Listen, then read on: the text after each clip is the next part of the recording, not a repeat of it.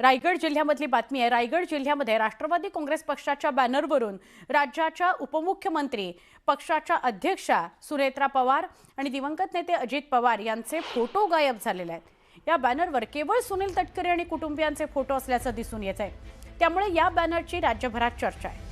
बॅनरवरून पक्षश्रेष्ठींचे photo गायब असल्यानं हे कशाचे संकेत आहेत, अशी चर्चा राजकीय वर्तुळात रंगते। राष्ट्रवादी काँग्रेसचे प्रदेशाध्यक्ष सुनील तटकरे यांच्यावर पक्षफोडीचे वेगवेगळे आरोप होत असताना रायगडमध्ये राष्ट्रवादी काँग्रेसच्या कार्यक्रमांच्या बॅनरवरून उपमुख्यमंत्री सुनेत्राताई पवार, स्वर्गीय अजितदादा पवार यांच्यासह पक्षश्रेष्ठींचे फोटो गायब आहेत, बेपत्ता आहेत। त्यामुळे या घटनेचे वेगवेगळे अर्थ लावले जात आहेत।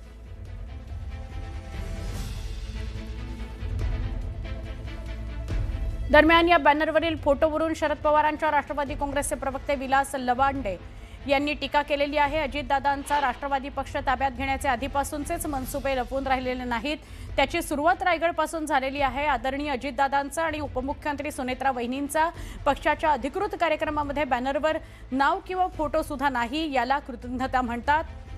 तुमच्यात हिंमत असेल तर स्वतःचा पक्ष प्रफुल्ल पटेल यांना सोबत घेऊन काढावा किंवा भाजपमध्ये जाण्याकरता तुम्ही आधीपासूनच तयार आहात तर तुमची चार चौकडी घेऊन तुम्ही निघून जावं, तुमच्या कृतज्ञतेचा तीव्र निषेध, असं लवांडे यांनी लिहिलेलं आहे।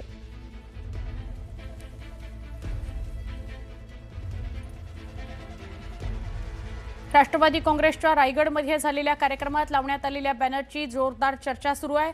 आमदार अमोल मिटकरी यांनी ट्विट करत निशाणा साधलेला आहे। ज्यांच्या नेतृत्वावर कार्यकर्त्यांचा विश्वास आहे त्यांचाच फोटो हटवला जातोय, हे राष्ट्रवादी काँग्रेसचा सर्वसामान्य कार्यकर्ता कधीही सहन करणार नाही।